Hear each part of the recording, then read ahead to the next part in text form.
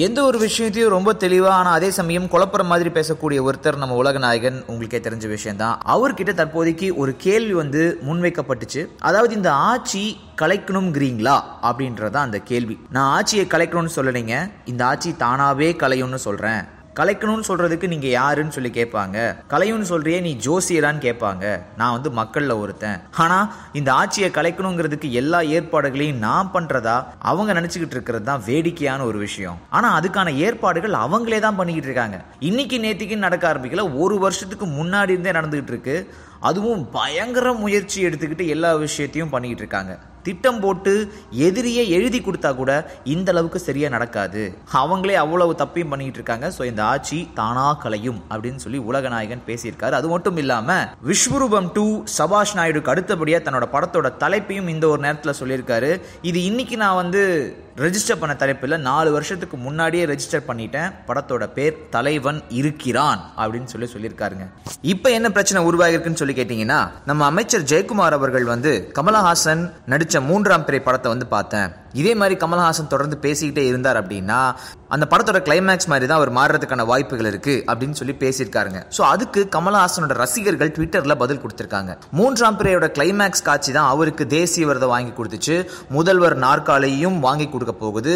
அதை விட முக்கியமா நீங்க தேவர் மகன் படத்தோட கிளைமேக்ஸை பார்த்திருக்கீங்களா, பத்திரமா இருந்துங்க அப்படின்னு சொல்லிட்டு கொஞ்சம் பயமுறுத்தி இருக்காங்கன்னு சொல்லலாம். ஏன்னா தேவர் மகன் கிளைமேக்ஸ் உங்களுக்கு ஞாபகம் இருக்கும், நாசரோட தலையை சரக்குன்னு சொல்லி சீவிட்டு புள்ள குட்டிகளை படிக்க வைக்கடா அப்படின்னு சொல்லி உலகநாயகன் ஜெயிலுக்கு போவாரு. சோ அந்த காட்சியை கமல் ரசிகர்கள் தற்போதைக்கு அமைச்சருக்கு சுட்டி காட்டி இருக்கிறது பரபரப்பான ஒரு சூழ்நிலையை உருவாக்கி இருக்கு அப்படின்னு சொல்லாங்க. இது ஒரு பக்கம் இருக்க, இன்னொரு பக்கம் இயக்குனர் கரு பழனியப்பன் எந்த ஒரு விஷயத்தையும் கொஞ்சம் ஆழமா அணுகக்கூடிய ஒரு மனிதர், எதிலையுமே வித்தியாசமான ஒரு பார்வை கொண்டவர்னு சொல்லலாம். அவர்கிட்ட இந்த மாதிரி எல்லாரும் பேசுறாங்களே, இதுக்கு என்ன ஒரு பதிலா இருக்கும் அப்படின்னு சொல்லி கேட்கும்போது, கமலஹாசன் இப்ப பேசக்கூடாது, முந்தானேத்து ஏன் பேசலன்னு கேட்கறதுலாம் அர்த்தம் இல்லாத விஷயம் சார். நான் சார்ந்து இருக்கிற திரைத்துறையில் நடக்கிற ஊழல்களை நான் வெளியிடுறேன், அதே மாதிரி உங்க தரப்புல நடக்கிற ஊழல்களை நீங்க அமைச்சர்களுக்கு எழுதுங்கன்னு தானே சொல்றாரு.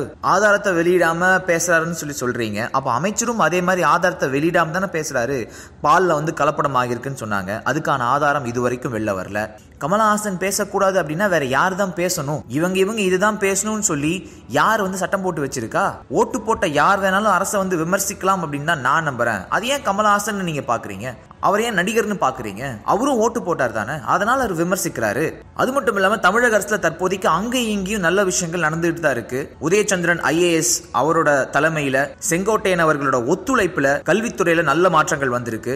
அதை ஒத்துக்கிட்டு தான் ஆகணும் நாம. ஆனா நீட் எக்ஸாம் பத்தி நல்ல ஒரு தெளிவு நம்ம அரசு கிட்ட கிடையாது. GST உடனடியா ஒத்துக்கிட்ட அரசு கிட்ட அதை எப்படி செயல்படுத்தணும் அப்படின்ற ஒரு தெளிவு இல்ல.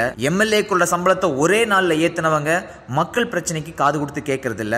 இந்த மாதிரியான குழப்பங்கள் இருக்கிற வரைக்கும், பிரச்சனைகள் இருக்கிற வரைக்கும் விமர்சனங்கள் இருந்துகிட்டு தான் இருக்கும் அப்படின்னு சொல்லி கரு பழனியப்பனும் பேசியிருக்காருங்க. ஒரு ஜெயிலுக்குள்ளே கூட சுடிதாரை போட்டுக்கிட்டு ஆடி தள்ளுபடிக்கு அப்படியே பை எடுத்துகிட்டு போயிட்டு வர மாதிரி அவ்வளோ சொகுசான வாழ்க்கை பெரிய அவங்களுக்கு ஏதோ கடவுளுடைய அருள் இருக்குது. ஆனால் தொடர்ந்து சிறையிலேயே இருக்க வேண்டிய அருளும் கடவுள் கொடுத்துருக்காருன்னு நினைக்கிறேன்.